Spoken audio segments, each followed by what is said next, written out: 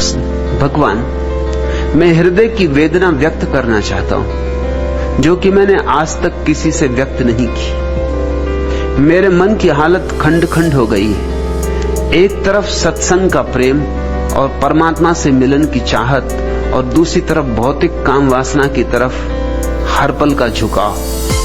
आज प्रौढ़ावस्था तक उससे छुटकारा नहीं पा सका हूं। समझ आती है तो अधूरी रहती है और स्त्री शरीर के अनेक अनुभवों के बावजूद भी और ज्यादा विरक्ति तंग करती है। सब अच्छी कही हुई बातें और सिखावने बाहर ही रह जाती। मैं वहीं का वहीं, सब भूलकर लोलुप हो जाता हूं। वासना मन को घेरे रहती है, स्वप्न में भी वही चलता है। किस क्रिया से मैं छुटकारा या समता पा सकूं, वह रास्ता दिखाएं, कृपा करें। राधा रमण, अभी मैंने जो कहा उस पर विचार करना।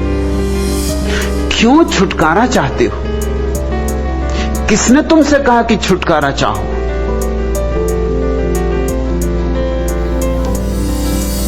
छुटकारा चाहने की चेष्टा में ही उपद्रव हो रहा है। वासना को अंगीकार करो। प्रकृति से मिली है, तुमने कुछ बनाई नहीं। अगर कोई कसूरवार होगा कभी तो परमात्मा कसूरवार होगा, तुम कसूरवार नहीं। इतना मैं तुम्हें आश्वासन देता हूं कि परमात्मा तुमसे ये नहीं पूछेगा कि तुम काम वासना में क्यों जिए, और पूछे तो उसका कॉलर पकड़ के हिला देना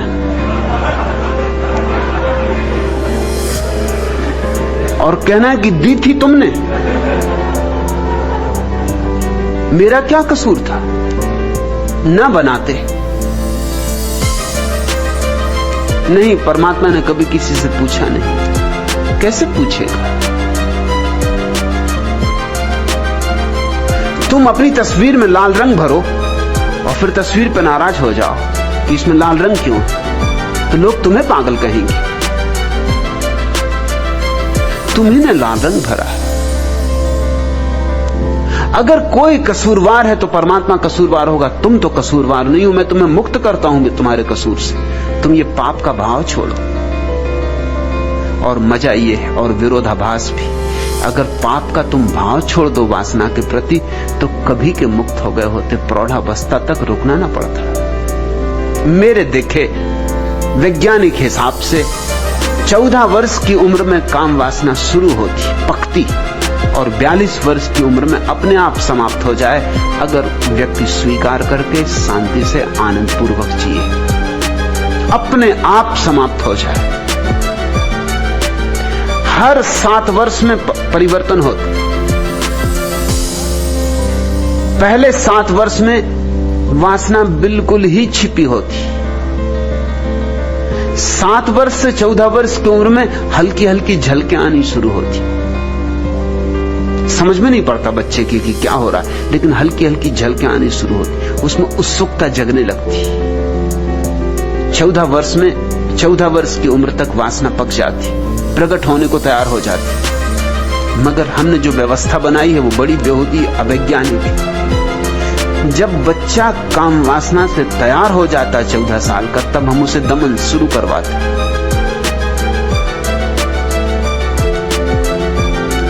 विवाह तो होगा 24 साल में कि 25 साल में कि 30 साल में।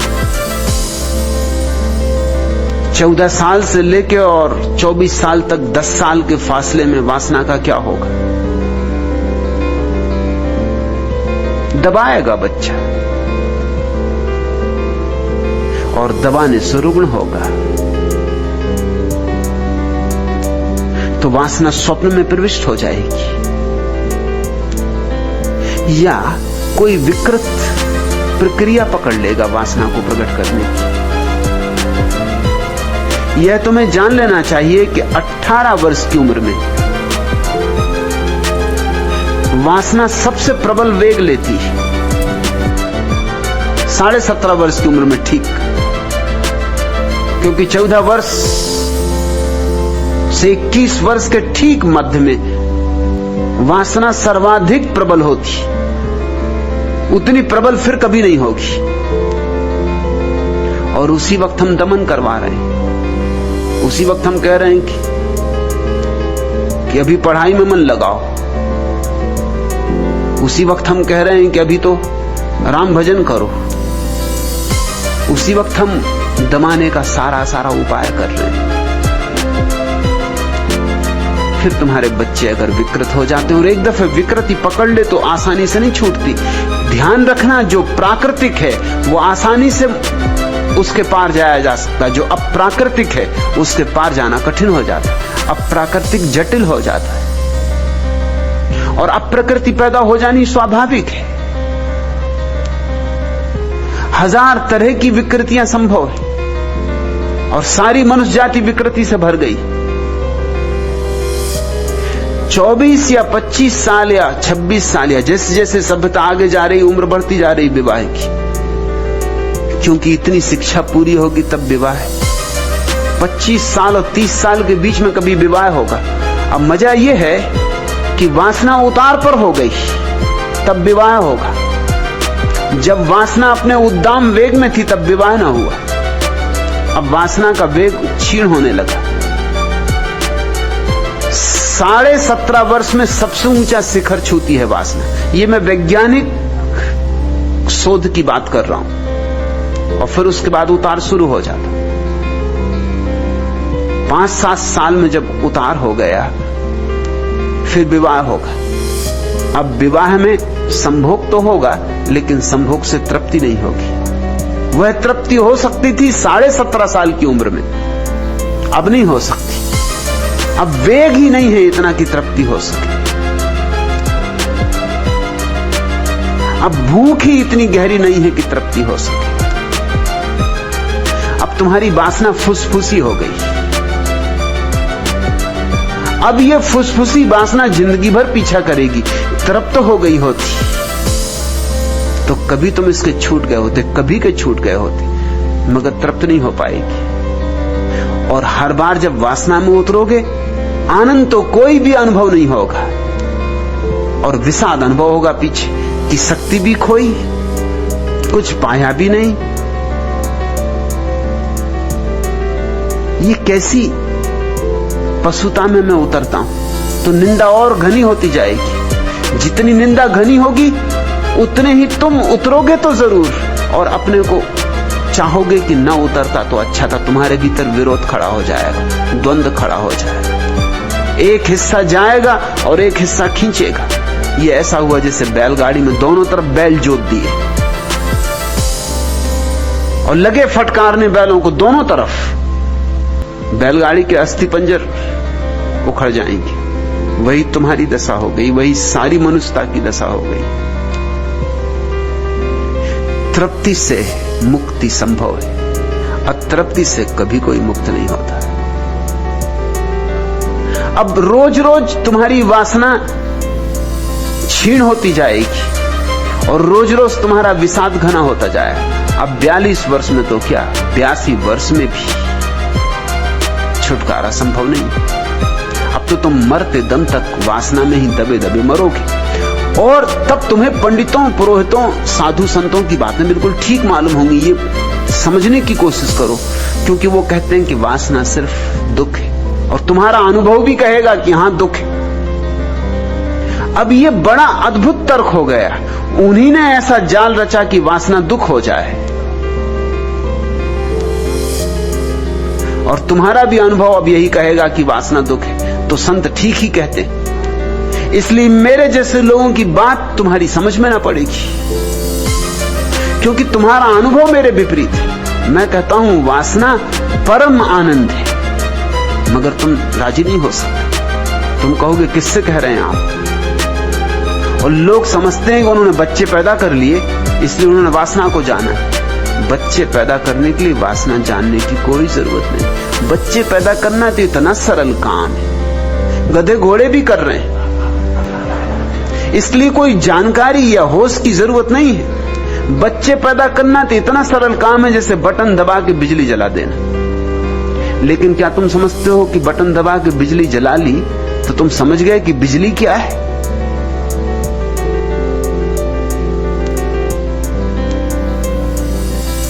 बिजली क्या है ये तुम नहीं समझ जाओगे बटन दबाने से।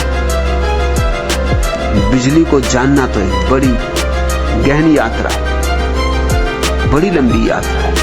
अभी भी वैज्ञानिक रहस्य को खोल नहीं पाए हैं कि बिजली क्या है। उपयोग सीख गए, बिजली से 1000 काम लेने लगे, लेकिन बिजली क्या है इसका उत्तर अभी विज्ञान के पास नहीं।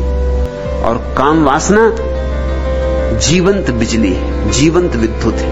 वो विद्युत का और भी ऊपरी, और भी आगे का कदम है, आगे का पड़ाव है। अभी तो भौतिक विद्युत का भी रहस्य नहीं खुल पाया है, तो जैविक विद्युत का, बायोलॉजिकल इलेक्ट्रिसिटी का रहस्य तो अभी बहुत दूर है। अभी तो उस पर काम भी शुरू नहीं हुआ है। लेकिन कोई बच्चे पैदा कर लेता, बच्चे तो तुम दर्जनों पैदा कर लेते, जितना नासमझ आदमी हो उतने बच्चे पैदा कर लेते। बच्चे पैदा करने में क्या है? लेकिन बच्चे पैदा करने वाला सोचने लगता है कि मैं वासना को जानता हूं, और छुटकारा नहीं हुआ अभी तक। वासना को तुम नहीं जानते। वासना को जानने का शास्त्र है, वासना को जानने की कला है। उसी कला का नाम तंत्र है। उसके बड़े सूक्ष्म उपाय हैं, विधियां हैं। मैं चाहता हूं कि लोग तंत्र की विधियां समझें, सीखें, मगर जिनको मैं समझाना चाहता हूं, जिनको मैं सिखाना चाहता हूं, जो सीखकर वासना से मुक्त हो सकते, वो ही प्रस्तावन करते हैं कि मुझे फांसी की सजा दे दी जाए। और उनको भी मैं कसूर नहीं दे सकता। उनका अनुभव उनसे यही कहता है कि वासना में क्या सुख है, वासना तो नरक है। हालांकि नरक कह कह के वो मुक्त नहीं हुए। राधा रमण, तुम्हारी अवस्था तुम्हारी ही नहीं है, करीब करीब 99% मनुष्यता की। और जैसे तुम कहते हो कि मैं हृदय की वेदना व्यक्त करना चाहता हूं जो कि मैंने आज तक किसी से व्यक्त नहीं की, ऐसे ही और भी लोग हैं जो किसी से व्यक्त नहीं कर रहे हैं। करें भी क्या? अपना रोना क्या रोना, और अपना रोना रोएंगे तो लोग हंसेंगे। मजा ये है, अगर तुम किसी से कहोगे कि मैं प्रौढ़ हो गया और वासना से मुक्त नहीं हुआ, तो वो कहेगा अरे अभी तक वासना से मुक्त नहीं हुए। वो ऐसा दिखाएगा जैसे वो तो मुक्त हो गया है। वो ये मौका नहीं छोड़ सकता कि अपने को तुमसे ऊपर रख ले, और तुम्हें ऐसा दीन कर देगा, ऐसा हीन कर देगा कि कहने से सार क्या है। तुम जाके किसी साधु सन्यासी को कहोगे कि मैं भी वासना से मुक्त नहीं हुआ, तो वो कहेगा पशु हो तुम, नारकी हो तुम, कीड़े हो तुम। वो तुम्हें गालियां देगा। तो कहने में सार क्या है? छुपाए रहो अपने दर्द को, छुपाए छुपाए मर जाओ। तुम तो ईमानदार आदमी हो कि तुमने ये निवेदन कर दिया, लेकिन 99% आदमियों की यही अवस्था है। कहते नहीं किसी से, कहना क्या है, कौन समझेगा? लोग हंसेंगे, उल्टे लोग उल्टे अपमान करेंगे। तुम्हारी प्रतिष्ठा होगी कुछ तो वो भी गिर जाएगी। यहां तो प्रतिष्ठा उनकी है जो दावेदार। दावा झूठा हो कि सच, इससे कोई सवाल नहीं। दावा ऐसा हो कि कोई उसमें भूल चूक न पकड़ पाए, बस। वासना है भीतर तो रहने दो, बाहर तो ज्ञान की चर्चा करो, वेद की ऋचाएं उद्धृत करो, बाहर तो ब्रह्मचर्य की चर्चा करो। मैं तुम्हारे साधु सन्यासियों को जानता हूं, क्योंकि वो भी जब मेरे पास आते हैं तो उनकी भी पीड़ा यही। तुम ये मत सोचना कि तुम ग्रस्त हो इसलिए तुम्हारी पीड़ा नहीं मिटी। तुम्हारे साधु सन्यासियों की पीड़ा तुमसे भी ज्यादा है, क्योंकि तुम्हें तो कुछ सुविधा थी, मिट भी जाती, उन्हें तो वह भी सुविधा नहीं। वे तो बिल्कुल जले जा रहे हैं, आग से भरे।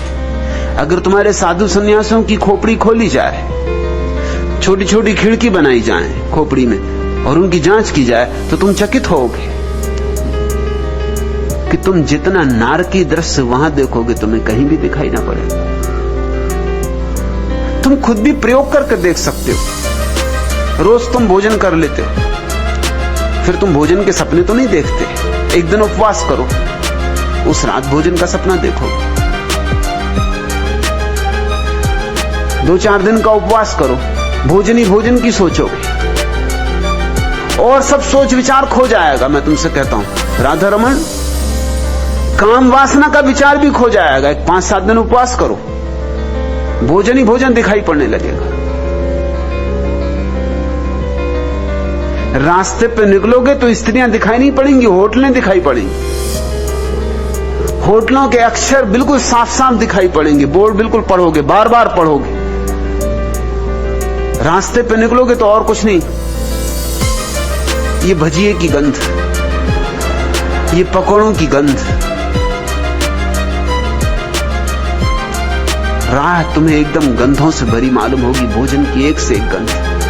इसी रास्ते से जिंदगी भर गुजरे थे, ये गंध तुम्हें कभी मालूम ना पड़ी थी, क्योंकि पेट भरा था, तृप्त थे। अभी तुम रास्ते से गुजरते हो, स्त्रियां ही स्त्रियां दिखाई पड़ती।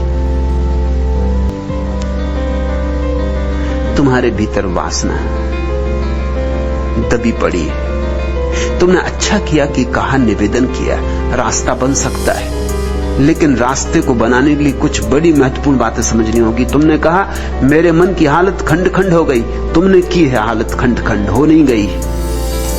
तुम जिम्मेवार, दोष किसी और पर डाला नहीं जा सकता, अंततः तो जिम्मेवारी अपनी। पंडित पुरोहितों को भी दोष डालने से कोई प्रयोजन नहीं, क्योंकि उनकी तुमने मानी, ये तो जिम्मेवारी तुम्हारी। न मानते, मैंने नहीं मानी, मेरे पास अनंत सन्यासी इकट्ठे हो रहे हैं, इन्होंने नहीं मानी, तुम भी न मानते, लेकिन अभी भी तुम उनकी ही मान रहे हो।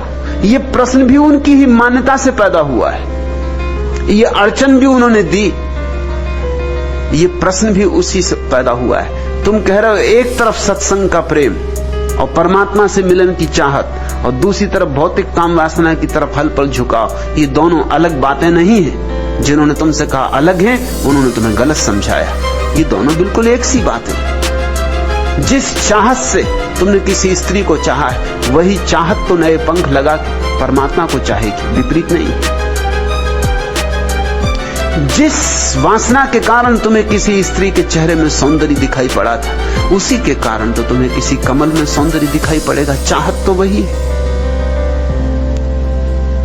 उसी के कारण तो तुम्हें सूर्यास्त में सौंदर्य दिखाई पड़ेगा, रात तारों में सौंदर्य दिखाई पड़ेगा, वही चाहत है। और उसी चाहत से एक दिन तुम्हें ये सारा जगत सौंदर्य से भरपूर मालूम पड़ेगा, तब परमात्मा का अनुभव शुरू होगा। लेकिन तुम कह रहे हो एक तरफ परमात्मा की चाहत और दूसरी तरफ काम वासना की तरफ झुकाओ। तुमने इनको विपरीत मान रखा है, वहीं तुम्हारी भूल हो रही, वहीं मूल भूल हो रही। और जब मूल भूल हो जाए तो फिर तुम जो भी करोगे वो गलत हो जाएगा। पहला कदम ही गलत पड़ गया। ये दोनों बातें विपरीत नहीं हैं, ये दोनों बातें अलग अलग दिशाओं में नहीं है, ये एक ही रास्ते के पड़ाव है। काम पहला पड़ाव है, प्रेम दूसरा पड़ाव है, प्रार्थना तीसरा पड़ाव। एक ही रास्ते पर। यही मेरी मौलिक देन है तुम्हारे लिए। ये एक ही रास्ते के पड़ाव है, इसलिए जरा भी चिंता ना लो। खंड खंड तुम अपने आप हुए जा रहे हो अपनी व्याख्या के कारण। मेरी व्याख्या समझो, खंड समाप्त हो गए, इसी क्षण समाप्त हो गए। खंडों को जोड़ना नहीं पड़ेगा, सिर्फ तोड़ना बंद हो गया। वही तो सौंदर्य को चाहता है जो परमात्मा को चाहेगा। वही चाहत, वही प्रेम। माना कि स्त्री में बड़ा स्थूल सौंदर्य है, पुरुष में बड़ा स्थूल सौंदर्य है, और परमात्मा में एक सूक्ष्म सौंदर्य है, सूक्ष्माति सूक्ष्म। लेकिन सौंदर्य तो सौंदर्य। हीरा जब पहली दफा खोजा जाता है खदान से, तो पत्थर जैसा लगता है, सिर्फ जौहरी देख पाते। और मैं तुमसे कहता हूं कि जिसे तुम कामवासना कह रहे हो वो हीरा है। मैं जौहरी की तरह तुमसे कह रहा हूं कि वह हीरा है। उसे काटना होगा, निखारना होगा, उसे साफ सुथरा करना होगा, तब कहीं तुम पहचान पाओगे कि ये हीरा है। तुम्हें पता है, जब पहली दफा कोहिनूर हीरा मिला तो जिस आदमी को मिला उसके घर महीनों बच्चे उससे खेलते रहे, क्योंकि समझा कि पत्थर है, कोहिनूर हीरा। और कोहिनूर हीरे के साथ बड़ी प्यारी कहानी जुड़ी। गोलकुंडा में मिला था। जिस आदमी को मिला था वो एक गरीब किसान था। छोटा सा एक खेत था और खेत में से बहती हुई एक छोटा सा झरना था। उस झरने की रेत में ही उसे एक दिन ये पत्थर चमकता हुआ मिल गया। सोचा, उठा लिया कि बच्चे खेलेंगे, आके बच्चों को दे दी। बच्चे उससे खेलते भी रहे। वो घर में कभी इस कोने कभी उस कोने पड़ा रहा। कोहिनूर हीरा, जो अब इंग्लैंड की रानी एलिजाबेथ के मुकुट में लगा है और जो इस समय दुनिया का सबसे बहुमूल्य हीरा है, जिस कोहिनूर के पीछे न मालूम कितने लोगों की जाने गई, उससे बच्चे खेलते रहे, किसी को पता ही न था। और कहानी अद्भुत है कि उस किसान के घर एक रात एक यात्री फकीर मेहमान हुआ। उस फकीर ने जमानों की बातें की, दूर दूर की, क्योंकि सारी दुनिया घूमा हुआ था। और उसने उस किसान से कहा कि तू भी यहां क्यों समय खराब कर रहा है, मिट्टी में क्यों सिर फोड़ रहा है। ऐसी जगह हैं जहां सोने की खदानें हैं, हीरों की खदानें। मैं तुझे पता दे देता हूं, तू जा, इतनी मेहनत से तो तू अरबपति हो जाए। तो उसने अपना खेत बेच दिया। जिस खेत में कोहिनूर मिला था उसने बेच दिया और उसी खेत में फिर खदान मिली सबसे बड़ी गोलकुंडा की, जिससे दुनिया के सबसे कीमती हीरे निकले। वो उसने ऐसा 2 कौड़ी में बेच दिया, खेत की कीमत में बेच दिया। और खेत को बेच के निकल पड़ा तलाश में। अपने पत्नी बच्चों को कहा कि तुम रुको, मैं जाता हूं धन की तलाश में। कोई 4-5 साल बाद भिखमंगे की हालत में वापस लौटा। वो जो पैसे थे सब खर्च हो गए, न कहीं कोई हीरे की खदानें मिली, न कोई धनी हो पाया। भटक के अपने घर वापस आ गया। लेकिन जिस दिन घर वापस आ गया उसी दिन उसकी आंख खुली। वो हीरा जो बच्चों को खेलने दे गया था, इस 4-5 साल की यात्रा में खदानें तो नहीं मिली, लेकिन हीरों की परख आ गई। हीरे हीरे की धुन सवार रही। जोहरियों के पास बैठा, दुकानदारों के पास बैठा, हीरे देखे, हीरों की परख आ गई। हीरे तो नहीं मिले मगर परख आ गई, और परख आ गई तो हीरे मिल गए, क्योंकि परख ही असली सवाल है। विश्वास ही ना कर सका अपनी आंखों पर कि हीरा मेरे घर में है, और मैं सारी दुनिया में खोजता रहा। फिर लाख उपाय किए कि खेत वापस मिल जाए, लेकिन अब खेत कैसे वापस मिले, खबर उड़ गई। उस खेत में सबसे बड़ी खदान गोलकुंडे की। निजाम हैदराबाद के सम्राट के पास जितने हीरे थे वो सब उसी खदान के हीरे थे। काफी हीरे थे, अभी भी हैं। जब निजाम हैदराबाद अपनी पूरी शान में थे तो उनके पास इतने हीरे थे कि हर वर्ष उन हीरों को धूप देने के लिए 7 छतों पर फैलाना पड़ता था, सिर्फ धूप देने के लिए। फावड़ों से निकालना पड़ता था और फावड़ों से ही वापस कमरों में बंद करना पड़ता था। जैसे हीरे ना हो, कंकड़ पत्थर। ये उसी गरीब किसान के खेत में सारे हीरे मिले।